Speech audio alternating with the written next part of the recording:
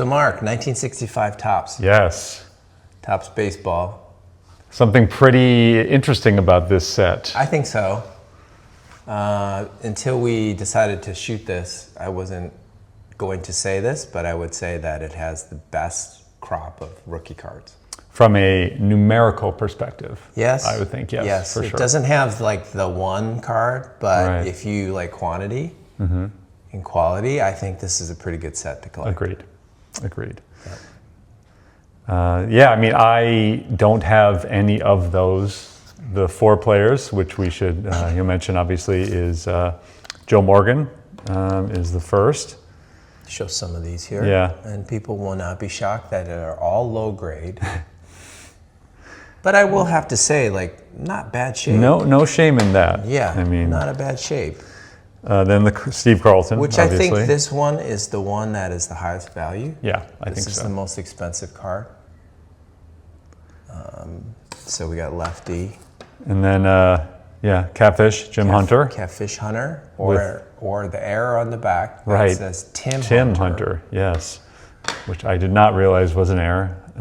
And then it has the Tony Perez. And actually, the Tony Perez from a design standpoint is my favorite because it looks like a leader's card. Yeah, I was gonna say, I love that I didn't realize that they had like a National League rookie stars versus like the team rookie stars. Yeah. It's like different. Now that you mention that, I didn't realize it either. Like, where did they come up with these decisions?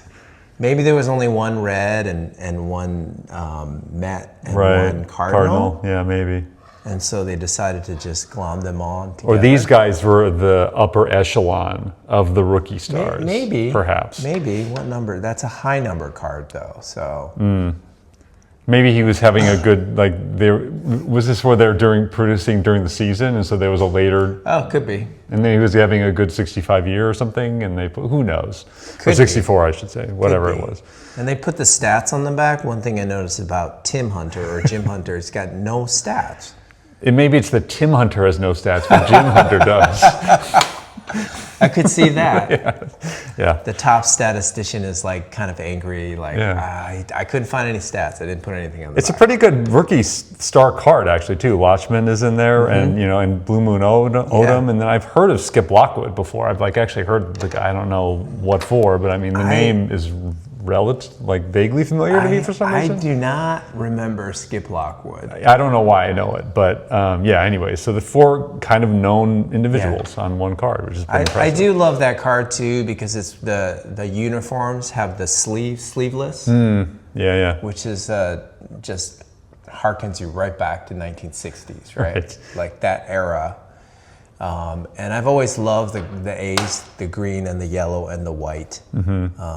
My name is Ken Chen, so the KC, I actually own that hat, that Kansas City Royals hat, even though I'm not a Kansas City fan. Interesting.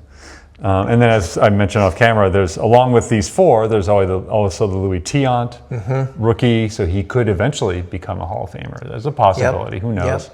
And then there's also another pretty notable rookie from a cultural perspective, perhaps, is Masanori Murakami's rookie card with the Giants. He's the first Japanese baseball player in the major leagues, I believe. I wonder if in Japan they honor him that way. Yeah, I don't know. As a trailblazer, or I think his career was pretty unnotable. I was gonna say, I don't know how many. I think this is only card. Maybe I could be wrong. I'm but pretty sure you're right because I've only seen that card. Yeah. Yeah, so there's a lot of goodness in this set. If you like the pennants, I'm a pennant fan. You can see behind Mark, there's the Expos. Yes. Yes, so I kind of like pennants. I think it's a unique design. It's also a very clean design. So, there's a lot to like about the 65 set. Came in 7 different series, which is just not collecting during that time. Obviously, you're not used to something like that. It's just kind of like when I was collecting. It's like one set came out and that was it. You're like, that's when they're coming out. So yeah, I mean, it would have been interesting to be a kid at that time because I was so obsessed with cards. I'm pretty sure I would have been like, Mom and Dad, Series 4's come out. Oh, Series 5 now. And how do you find this out, right? Like, they don't have the internet, so how are you finding out that is true. when the series are coming out? Because I don't think the rappers said that. Right, I don't know. Just showing some other notable cards. Yeah. Here's an LK line. We both love LK lines. Yes.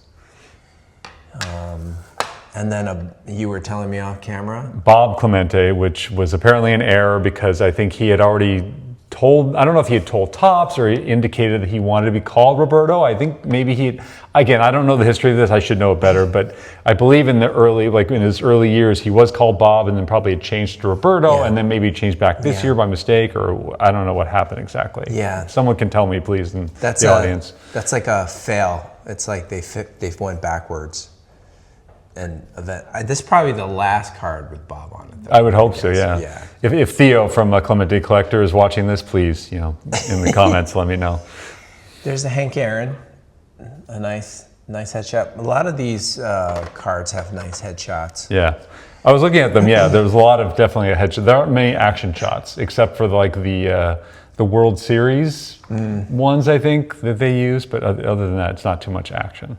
Mark, have you ever heard of GMA grading? I think I actually have seen a few of those. I think this is the only GMA card I have. Yeah, Good Morning America decided to do some grading. I can see that. I can see that. But Don Drysdale, and the only reason I have this is I try to do player runs with the Hall of Famers, and this was cheaper than a raw card, so I was like, sure. Right. I mean, Robin Roberts did used to work at ESPN, so he did. She did. Yes. She did. I saw her in Bristol many years ago when I was working there. So.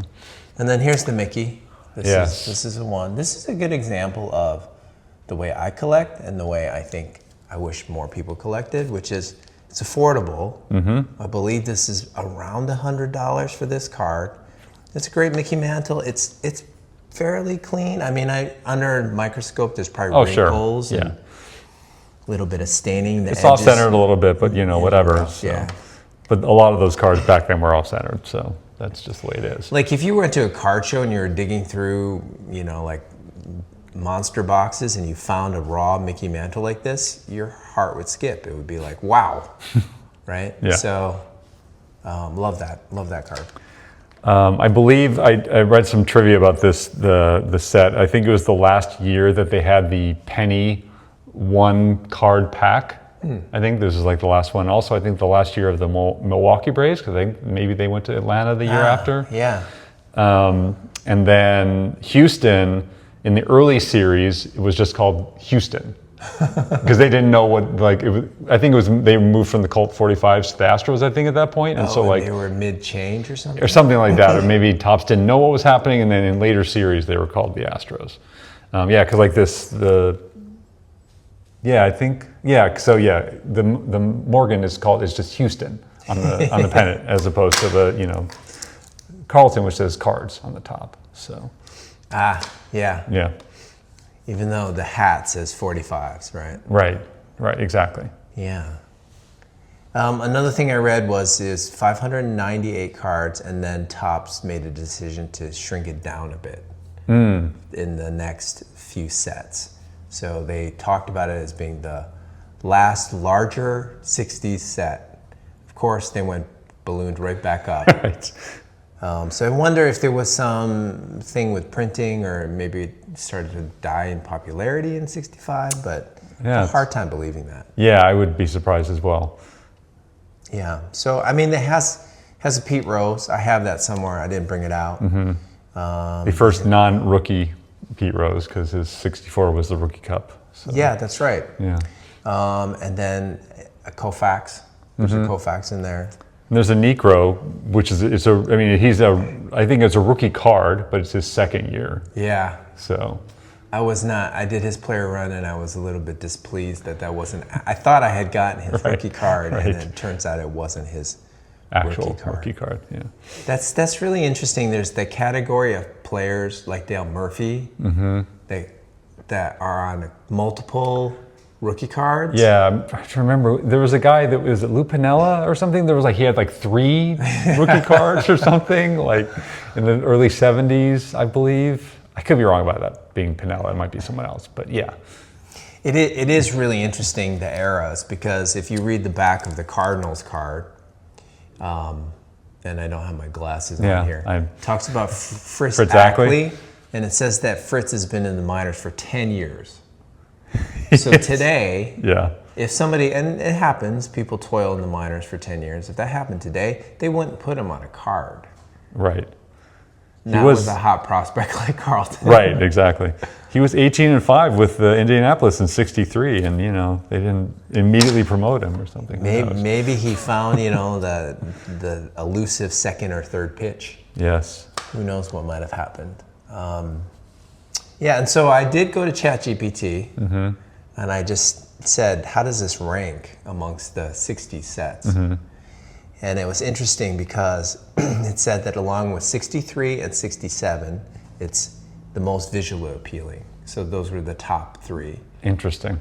And those sets also have great rookie cards. Yeah. Right? 67 is, 63 is Rose and Stargell, and 67 is Seaver. Yes. And Carew, I believe. Right. So I think those are the three sets that if I don't think I would collect the sets. Do you think you might collect those sets? I'd be surprised.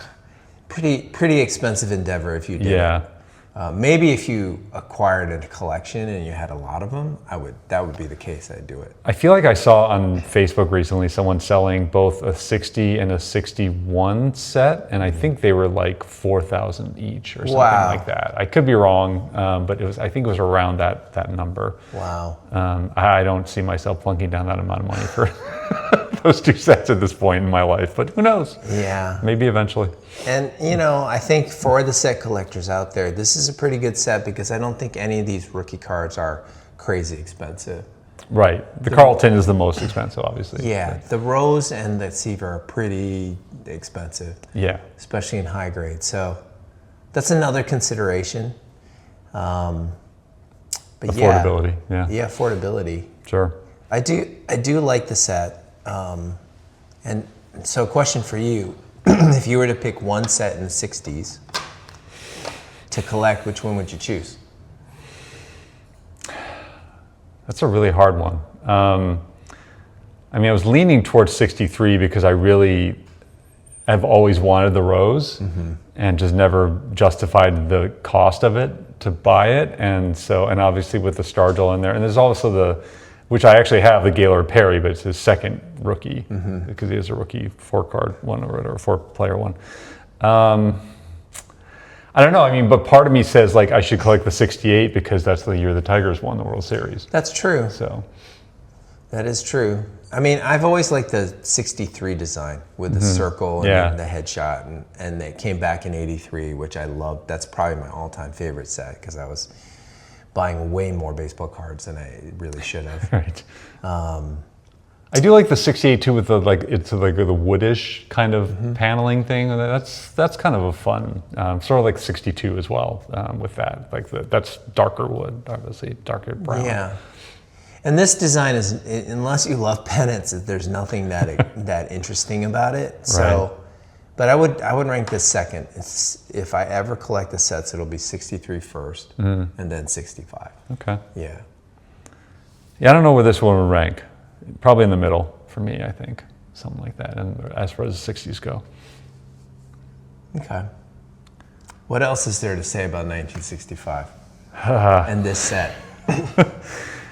Trying to think what happened historically, what was happening in the world in 1965.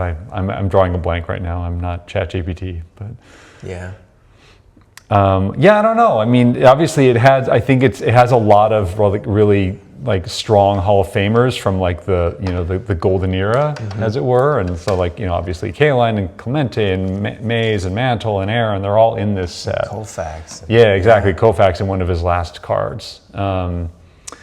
And then there's but there are a few of the ones who are like the guys from the 70s and became into the 80s still Carlton and Morgan and whatever, but then also the Perrys and the Stargells and the Roses and such. So it's a nice diverging crossover set in that respect, kind of a handing over the baton in a way. Area. Yeah. Yeah, I don't know. I can't think of anything else that jumps out. Just something I'm noticing now. If you were to say who is the most dominant right-handed and left-handed pitchers from 65 to, let's say, into the next decade, would you pick Catfish Hunter and Steve Carlton. I would pick Carlton. Carlton for sure, as far as left-handers go, right? Yeah. So, right-handers, I don't know about Hunter. Who would you put? Maybe Palmer in front of him? Or Seaver, probably. Well, Seaver. And I'm trying to remember, because Gibson was right-handed too, though, right? Yeah, right? He was right-handed, but he... 68 obviously was his greatest year, but he didn't have like a bunch of different, Actually, he pitched all the way to 75. He's got a 75 card. He does. I know that. That might be his last card. I just don't know how dominant he was the whole time. Yeah, I always think of him in the 60s. Right. I don't know. I don't know Hunter's stats well enough to say whether he was like that guy, but obviously the A's were pretty darn good in the early 70s. So I think because he played on the A's and then he played on the Yankees, who won some World Series, he was thought of as being like a bona fide ace. Right. Right. I remember thinking of Roger Clemens being like Jim Hunter, Catfish Hunter. I know they pitched differently, but I would underrated.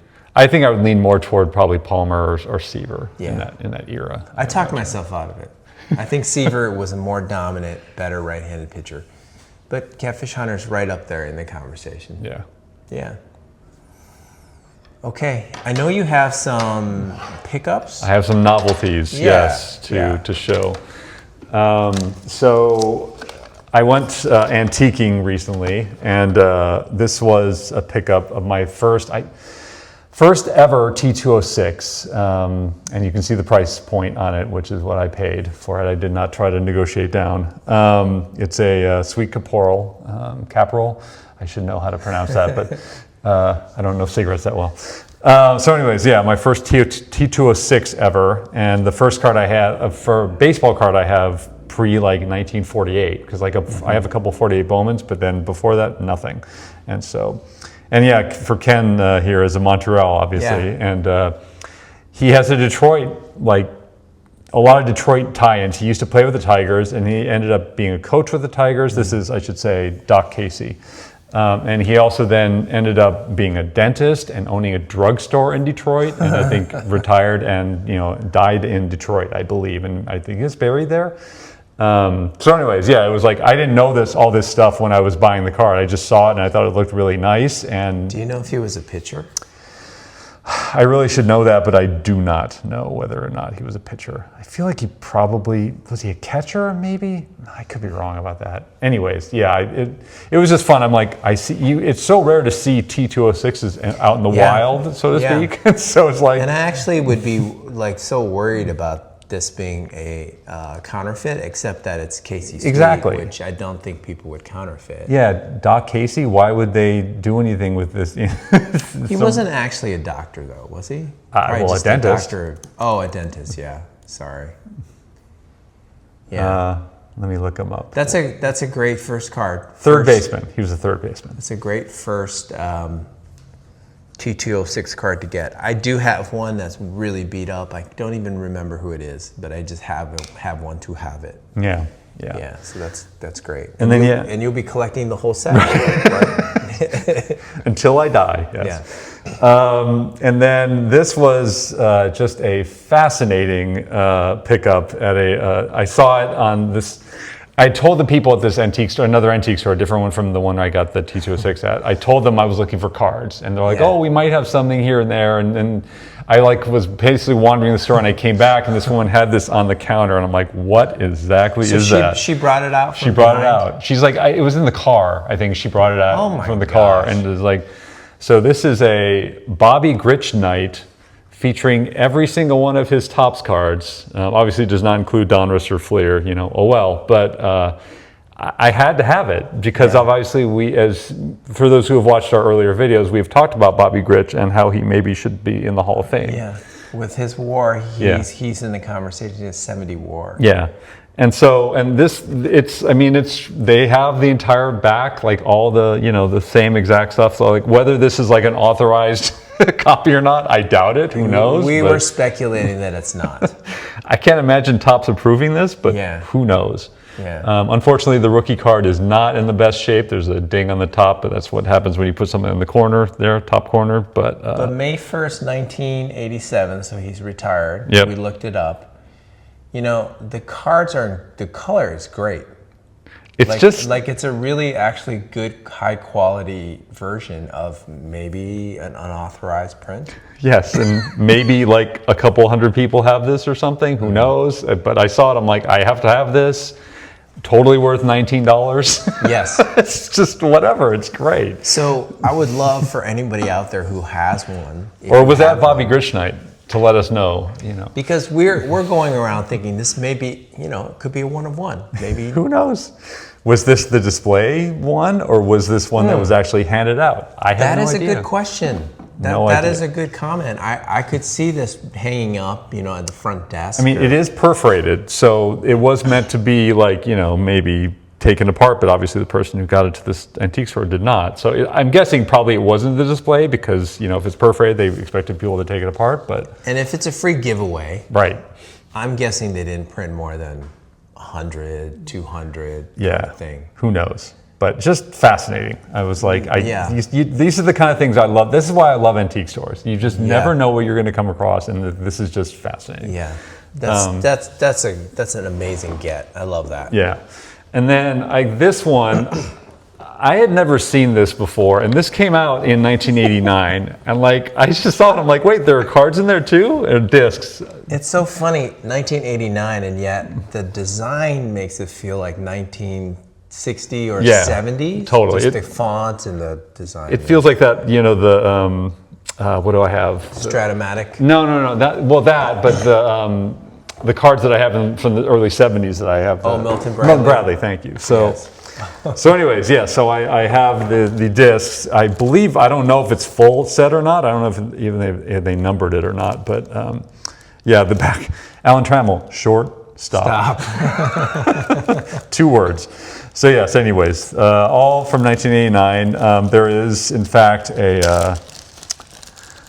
It has an interesting player selection. Yes, so I had to show this. So there's, you know, mostly current players, and then Babe Ruth. That's the one, like, just they put Babe Ruth in there, and then everything else is all current. Sean Dunston, Mike Schmidt, you know. Jeff Reardon again. Jeff Reardon. He shows his, he's there to blow some saves in the game. Right.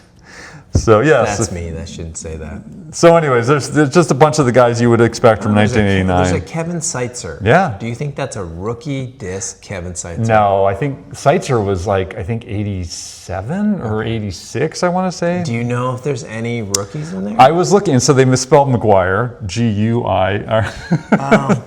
Nolan Ryan, that's, you know, the top one, I think. Rogers misspelled too, has a D. Rogers. Yes, Roger. Yeah. Mark Gubiza, there's Kirk Gibson in here. I was looking for the Ken Griffey Jr. I was hopeful that maybe they had made one, and that, you know, but did you happen to look up? Maybe that disappeared. Somebody took it out of there. It's very possible. I doubt it though, because I think we would have seen it. I would think so. But yeah, like Eric Davis, Tony Gwynn, Cal Ripken. I mean, it's you know, the Hawk. They've got a bunch of different. There's a lot of Hall of Famers in there. Yeah, exactly. So again, totally worth, like, you know, I think I paid $15 for this, and it was just like, any day. Yeah. Any day I'll do that. And there are a lot of guys in here that actually sign. If you wanted to buy this set and then get it signed. Right. And I'm like quickly looking through here, pulling out the ones of players that actually sign, since I have that fresh in my brain. And it is MLB licensed because each of them has the MLB insignia on it. They don't use the logos. Yeah. Right? Like, it's so interesting. Yeah. Anyways, I mean, there's a lot of these you could get signed. Yeah, it's just fun. It's just like, it reminds me of like those mid-70s discs that they put out from those like different restaurants, whatever, and then like obviously Slurpee discs, which I was buying way too many of during the 80s. So I don't know if you know this, but it's a disc. That's a game. Is there some sort of machine you put it in, or some sort of like wheel that you're spinning? you know, So there's to get a this, result. which is the, I don't know what you even call this, is the the stadium, as it were. There is a little, like, there's the Dial. outs and the runs, Yeah. So, yeah, okay, so here, then we have these discs, visitors and home. Oh, there you go. So that's where you put them, put I the disc presume. in. Yeah. You must put the disc in and spin here. And so... But as you see, not all of them have, like, the numbering. I don't on know them. why they wouldn't give Danny Jackson that. But Kent Herbeck owned that, yeah. So if we just put Ken Herbeck in here and spin, And here's the molitor. it gives you a number, and then it results in, there's a key over here. So I just had a ground out by Ken Herbeck. So yeah, it's fun. It's just one of these like fun late '80s sort of situations, and I was like, I have to get this. It's cool. It's goofy and it's cool. It is very goofy, and this is what you get when you do antiquing, I think. Right, and here's the bottom with the, who knows, the generic stadium. I don't even know what they did or where it's from or if it exists, but yeah. Anyways, so. Just a little fun. You can imagine rebooting this game today and trying to market it to actual kids. Yeah. I think they would give you really dirty looks. They'd be like, why would I do that? What is this? Yeah. And why do you want me to play with this? Yeah.